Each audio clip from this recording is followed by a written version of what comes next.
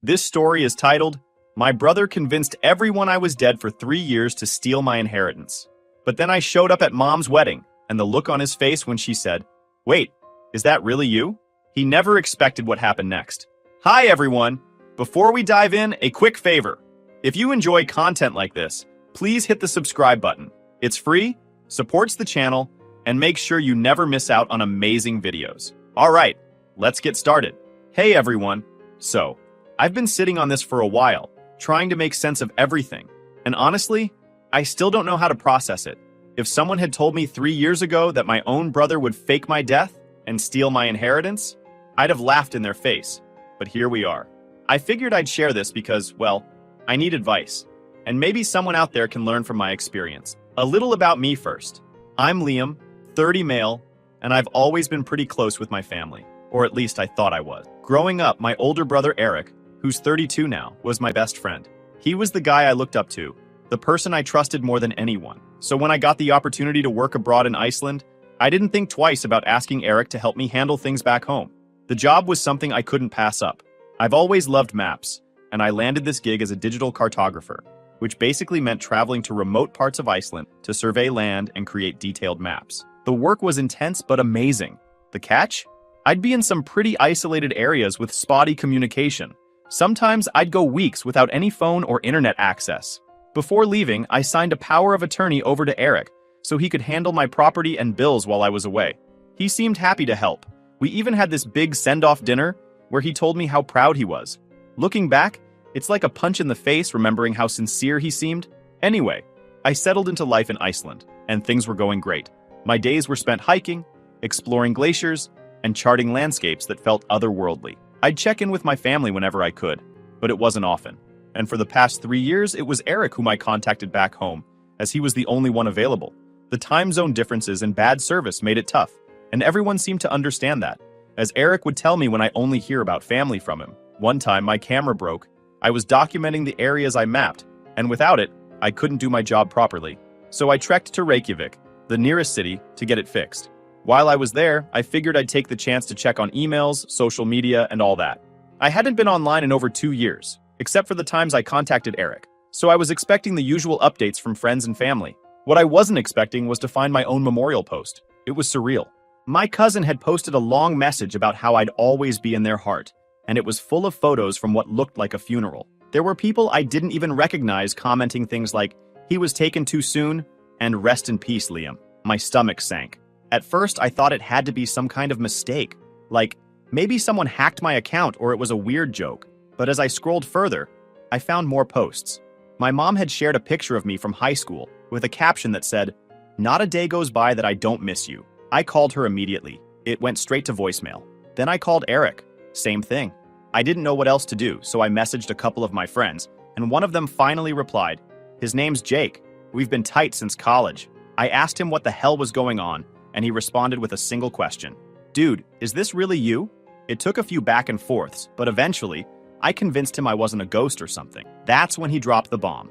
Eric had told everyone I died in a car accident in Iceland. He'd even produced some kind of fake police report and claimed the local authorities couldn't recover my body because of terrain. Jake was livid. He said he'd always thought it was strange that Eric handled everything so quickly, like the funeral arrangements and settling my estate. He didn't think it was his place to question it, though, and everyone had just accepted it because, well, why wouldn't they? Eric was my brother.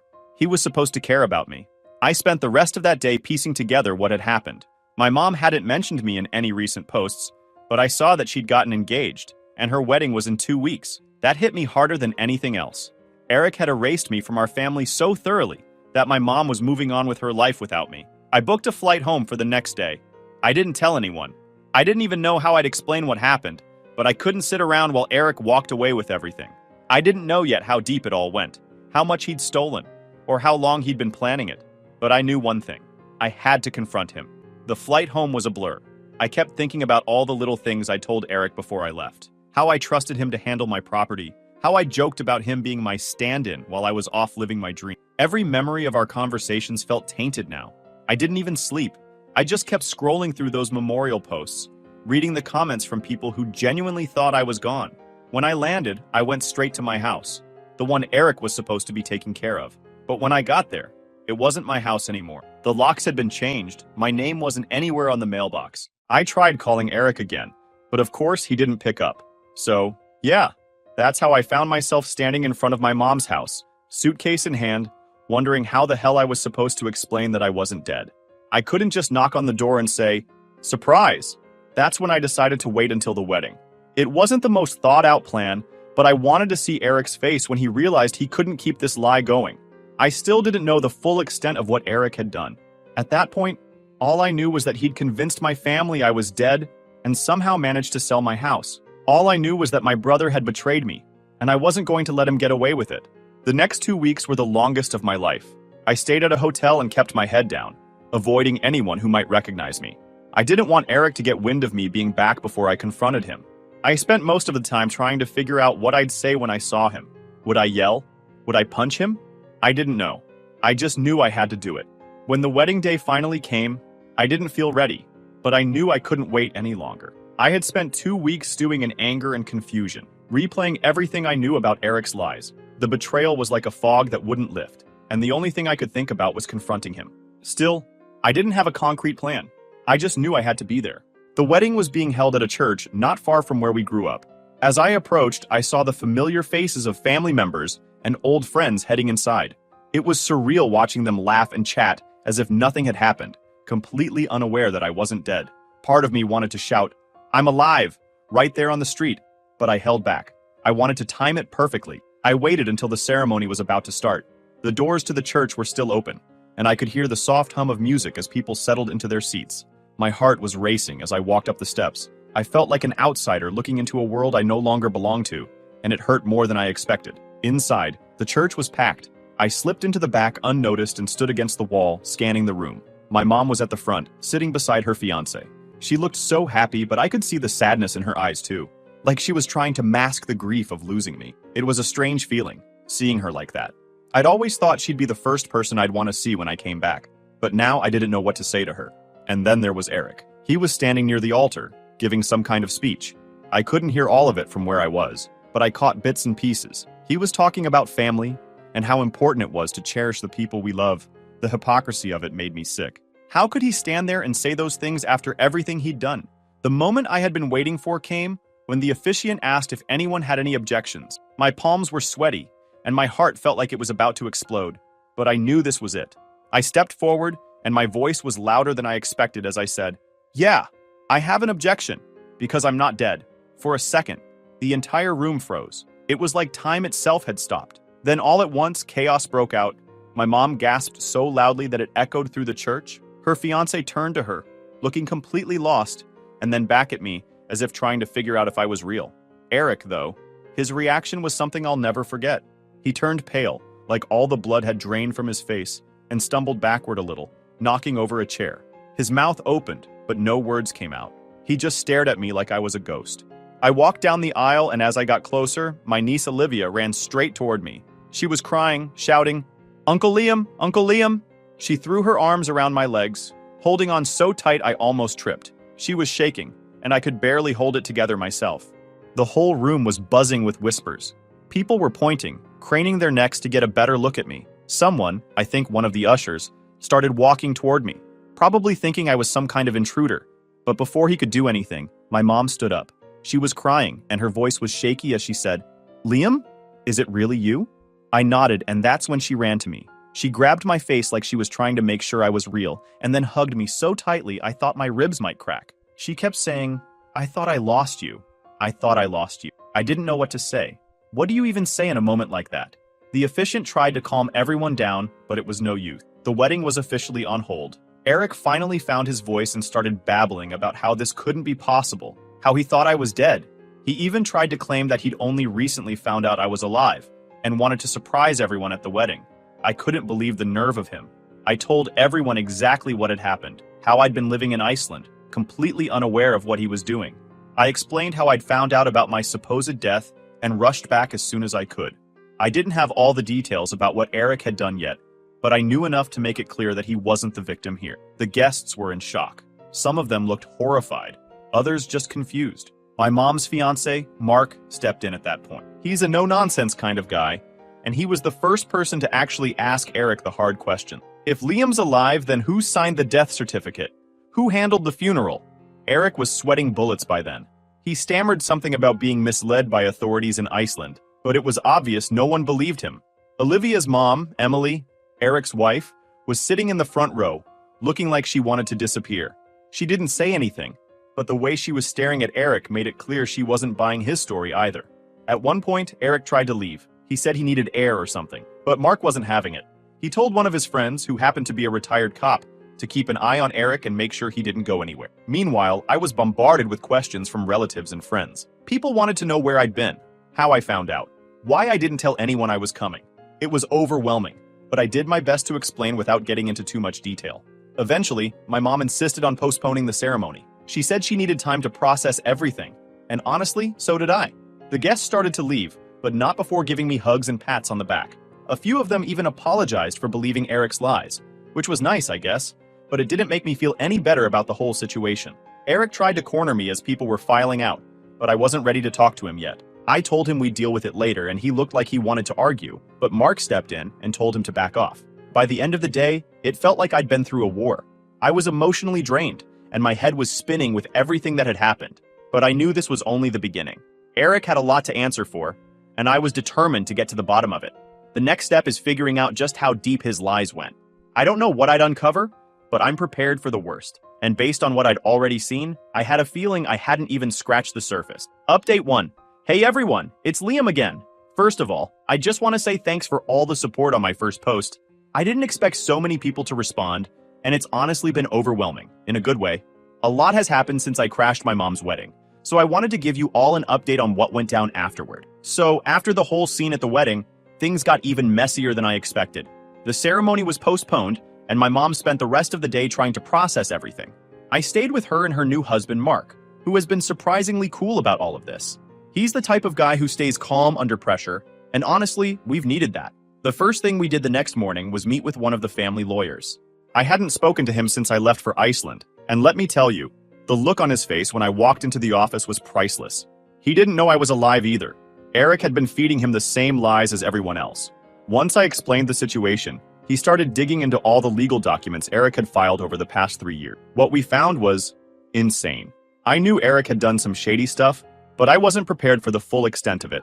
He had my death certificate, which he claimed was issued by Icelandic authorities, and he used it to do all kinds of things. First, he sold my house. He told the lawyer it was what I would have wanted, and since he had power of attorney, no one questioned it. Then he drained my savings account and funneled the money into his personal accounts. But that wasn't all. Eric also took out loans in my name, big ones. He used my death as an excuse to get around the usual checks and balances, saying he was tying up loose ends in my estate. With that money, he bought himself a fancy new car, renovated his house, and even started a side business. The guy was living it up while everyone else thought I was gone. The worst part? He hadn't just hurt me. My mom told me she'd lent Eric money from her retirement fund because he said he was struggling to pay for my funeral and settle my debts. She didn't question it, because, why would she? She thought she was helping honor my memory. Hearing that broke my heart. My mom has never been wealthy, and she's worked hard her whole life to save for retirement. To think that Eric used her grief to manipulate her like that is something I'll never forgive. After we got all this information, the lawyer suggested filing for a formal investigation. At this point, it's clear that what Eric did wasn't just immoral, it was illegal. The fake death certificate alone is a massive red flag, not to mention the fraud and identity theft. While we were sorting through all this, Eric decided to show up at my mom's house unannounced. I guess he thought he could talk his way out of everything, but it didn't go the way he planned. My mom refused to let him in, which was huge because she's the type of person who always gives people the benefit of the doubt. She told him that until he came clean about everything, she didn't want to see him.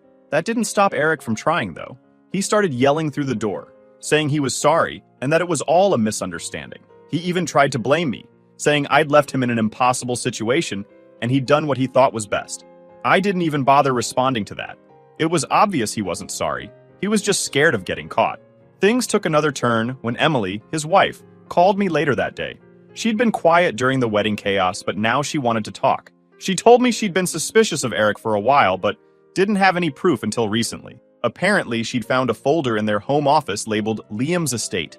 Inside were all kinds of forged documents, including the fake police report from Iceland. Emily sounded devastated, She kept apologizing and saying she wished she'd seen the signs earlier. I told her it wasn't her fault. Eric had fooled everyone, not just her. She said she was filing for divorce and was willing to cooperate with the investigation. That was a relief to hear because, honestly, I think her testimony could be crucial in taking Eric down. Right now, we're in the early stages of sorting out the legal mess.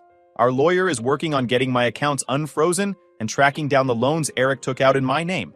It's going to be a long process, but at least we're making progress. Emotionally, though, it's been rough.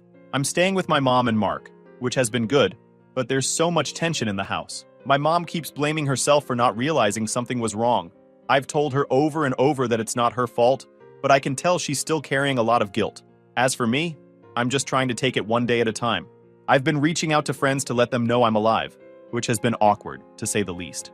Most people are shocked but happy to hear from me. A few have been pretty angry, saying I should have done more to keep in touch while I was abroad. I get where they're coming from, but it's hard to explain how cut off I was. Oh, and one more thing. I reconnected with Rachel, my ex-girlfriend. We dated for a few years before I left, but we broke up not long before my trip. At the time, I thought it was because we'd grown apart, but now I'm starting to wonder if Eric had something to do with it. Rachel told me she always thought the breakup felt weird. She said there were rumors going around that I was cheating on her, which isn't true. I'm starting to think Eric might have planted those rumors to push us apart. We're just talking for now, nothing serious, but it's nice to have someone who understands what I'm going through. She even said she'd be willing to help testify if it comes to that. Anyway, that's where things stand for now. There's still a lot to untangle, and I'm sure I'll find out even more as we dig deeper into Eric's lies. I'll keep you all updated when there's more to share. Thanks again for listening. It really means a lot. Update 2. Hey Reddit. After the wedding and everything that came to light, you'd think things couldn't get any worse. But as it turns out, Eric's lies ran even deeper than I'd imagined. Once the dust settled a bit, our lawyer started digging into the mess Eric had made, and what we uncovered was straight up mind-blowing. For starters, the inheritance from our grandfather wasn't just the trust fund we thought it was. There were investments, big ones, that had been set up decades ago. These were supposed to mature when both Eric and I turned 28, splitting the payout equally between us. That payout was massive. I'm talking millions, but thanks to Eric's schemes, he managed to get his hands on all of it. Here's how he did it. After I left for Iceland, he went through some old files in my house, the one I trusted him to manage, and found the paperwork about the inheritance. He figured out that if one of us were declared dead, the other would inherit the full amount. That's when he started plotting. From what we can piece together, Eric spent months setting everything up. He forged emails, created fake hiking permits to make it seem like I was constantly putting myself in danger, and even hired someone to create a fake police report about my death. The level of planning that went into this is honestly terrifying. But that's not the worst of it. Eric didn't act alone. Turns out Patrick was in on it. This is the same guy who handled most of our legal matters for years. Someone my mom and I trusted completely. He helped Eric forge documents, file the fake death certificate, and even funnel the inheritance money into offshore accounts.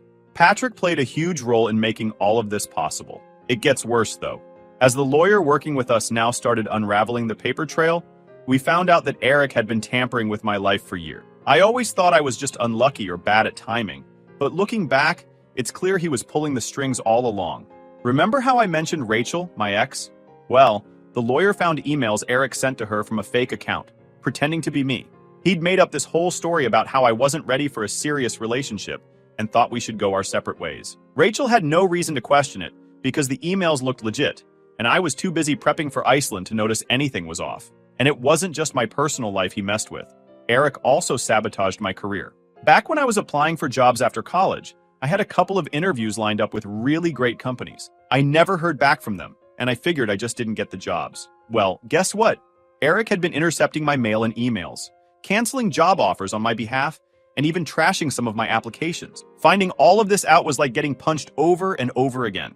I started questioning everything, every missed opportunity, every failed relationship. How much of my life was actually mine, and how much of it had been quietly stolen by Eric? The most chilling part of all this was realizing how far back his resentment must go.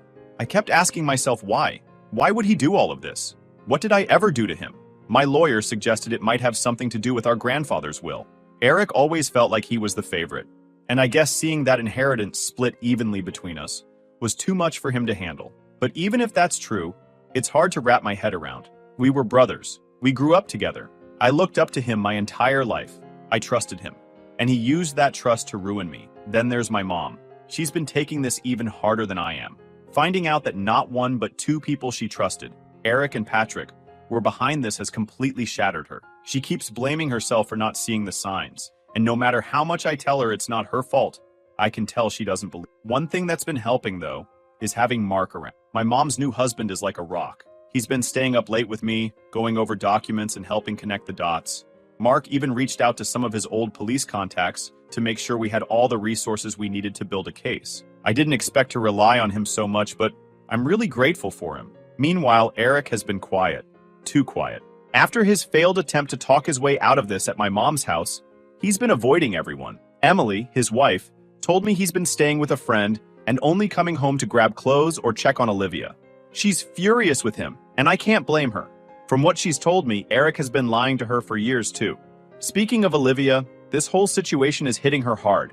She's only 10, and she doesn't understand what's going on. All she knows is that her dad isn't around much and that her uncle, who she thought was dead, is suddenly back. She's been asking a lot of questions, but we're trying to be careful about how much we tell her. I don't want her to hate her dad, but I also don't want to lie to her. It's a tough balance. The lawyer says it's going to take weeks, maybe months, to untangle everything. Between the fake loans, the offshore accounts, and the inheritance, there's a lot of money unaccounted for. Eric was smart, I'll give him that. He covered his tracks well. But with Emily's cooperation and the evidence we've already found, we're confident we can take him down. Right now, I'm focused on reclaiming what's mine and helping my mom rebuild her trust in people. It's not easy, but I'm trying to take things one step at a time. I keep telling myself that the truth is out now, and that's what matters. The hard part is knowing there's still more to uncover. Every day it feels like I'm learning something new about what Eric did, and it's exhausting. I'm not sure I'll ever fully understand why he did this, or how he justified it to himself. But I do know one thing. I'm not letting him win. There's still a long road ahead, but I'm ready to fight for what's right.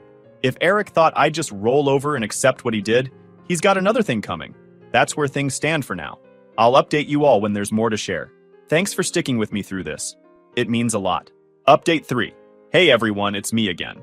A lot has happened since my last post, and honestly, I'm still trying to wrap my head around all of it. Things went from bad to worse with Eric, and what I thought was already the peak of his betrayal turned into something I couldn't have imagined. Let me break it down for you. After we uncovered all the evidence of Eric's fraud and theft, my lawyer and I filed an official complaint with the authorities. Things started moving quickly. The fake death certificate, the stolen inheritance, the loans. Eric was facing a mountain of charges. The police got involved, and within a few days, Eric was placed under house arrest. He wasn't allowed to leave his home, and they even put an ankle monitor on him to make sure he didn't try anything stupid. At first, I thought this was the end of it. He was caught.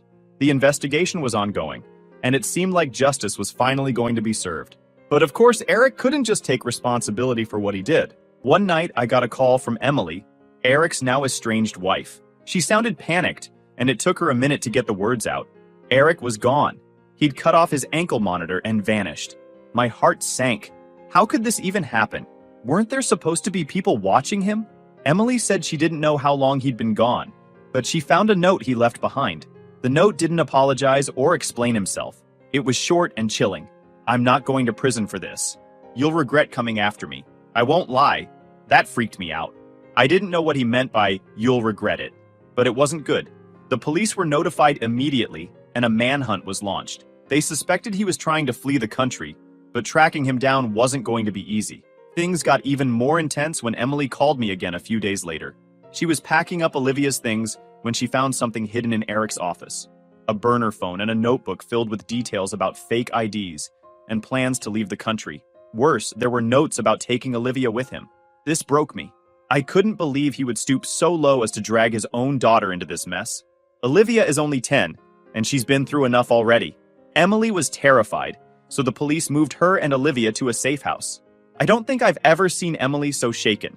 She told me she'd had her suspicions about Eric over the years, but this was on a whole other level. The notebook also had a list of potential contacts Eric could use to help him disappear. Friends, shady business associates, even someone who apparently specializes in creating fake passports. The police started following up on these leads, but Eric was always one step ahead. For weeks, it felt like nothing was happening. The authorities were trying to track him down, but he was a ghost. Meanwhile, I couldn't shake the fear that he might come after me or Emily or worse, Olivia. Mark, my mom's husband, was a huge help during this time. He used his connections in law enforcement to keep us updated and make sure we had some extra protection. Then, out of nowhere, the police got a break. Eric was spotted at a hotel near the Canadian border, trying to meet with one of his contacts. By the time they got there, he was gone, but they found evidence that he was heading to Canada. They put out alerts to airports, bus stations, and border crossings. It wasn't long after that when they finally caught him. Eric was arrested. He was trying to access one of his hidden accounts to withdraw cash, and that's what did him in. Apparently, he couldn't resist dipping into his stolen funds. The authorities had been monitoring suspicious transactions tied to him, and when he made a move, they swooped in. When they brought him back to the US, he was hit with a laundry list of charges: fraud, identity theft, falsifying documents, and violating his house arrest. The big one, though, was the attempt to kidnap Olivia. That charge alone carries a serious sentence, and I think it was the final nail in the coffin for him. I wish I could say that was the end of it, but the fallout from Eric's actions is still ongoing. The forensic accountants are still untangling the mess he left behind. So far, they've recovered about 60% of the inheritance, but the rest is tied up in offshore accounts and cryptocurrency. It's going to take years to fully clean up the damage he's done. On the personal side, things have been rough. My mom is still struggling to come to terms with what Eric did. She's in therapy now, which is helping, but I can see the pain in her eyes every time his name comes up.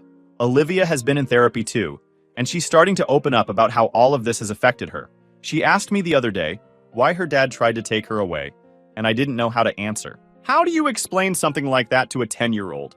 Emily has been amazing through all of this.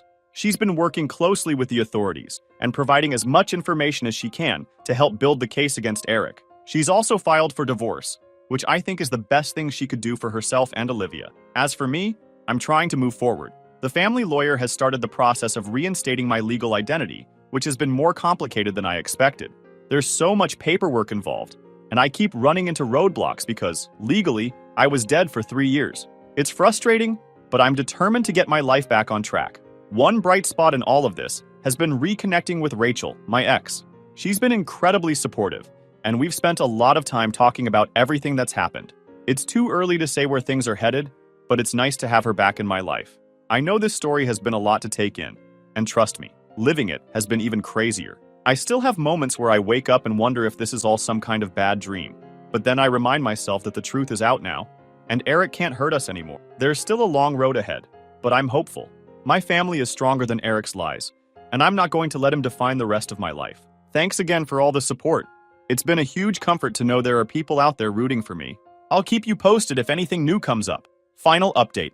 Hey everyone! It's been a few months since I last posted, and I finally feel ready to share how everything wrapped up. A lot has happened since Eric was caught, and while things are far from perfect, my family and I are finally starting to move forward. I never imagined my life would take this turn, but in a way, it's helped me appreciate what I still have. Let's start with Eric. After his arrest in Belize, he was brought back to the US and faced trial for all the charges stacked against him. The case was solid. Eric's lawyer tried to argue that he was under immense pressure and made poor choices, but nobody bought it. The prosecution painted a clear picture of a man who had spent years manipulating and stealing from the people closest to him. They even brought in Emily to testify. She didn't hold back, detailing everything she'd found in their home. Seeing her take the stand was powerful, and it reminded me how strong she's been through all of this. The verdict was no surprise. Eric was convicted on multiple counts of fraud, identity theft, forgery, and attempted kidnapping. The judge didn't hold back during sentencing, calling his actions a calculated betrayal of trust. Eric was sentenced to 25 years in prison without the possibility of parole for at least 15. It's a long time, but honestly, I don't think any sentence could truly make up for the damage he caused. Now that Eric is out of the picture, the process of rebuilding has begun. The forensic accountants managed to recover most of the stolen inheritance. What's left of the money has been placed in a trust, split between Olivia and me. The company shares that were part of the inheritance have been returned to my control, which was a bit overwhelming at first. I never planned to run anything like this, but I've hired a great team to help me manage things. The company itself is doing surprisingly well, considering everything it went through. Some of the employees who lost their jobs because of Eric's mismanagement have been rehired, and we're slowly rebuilding trust with our clients.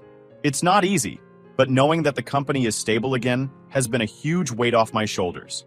My mom has been focusing on her own healing. She's still working with a therapist, but I can see she's starting to find peace. A few weeks ago, she made the decision to legally change her last name to Marks, saying she didn't want to be associated with Eric anymore. It was an emotional moment for her, but I think it was the right choice. As for Emily and Olivia, they're doing well too. Emily finalized the divorce from Eric and has been working on creating a new life for herself and her daughter. Olivia is still in therapy, and while she's had some tough questions about her dad, she's handling things better than I expected. She started playing soccer and making new friends, which is great to see. One of the most unexpected things to come out of this is how close Emily and I have become. We weren't particularly close before all of this, but going through it together has created a bond. She's like a sister to me now, and we've made it a point to stay in each other's lives for Olivia's sake. On a personal level, I've been working hard to reclaim my identity, both legally and emotionally. Getting all the paperwork sorted out was a nightmare, but I finally have everything back in my name. The first time I held my new ID, I felt this strange mix of relief and sadness. It was a reminder of everything I'd been through, but also of how far I'd come. Rachel and I have been spending more time together. Learning that Eric sabotaged our relationship was tough for both of us, but we're trying to move forward.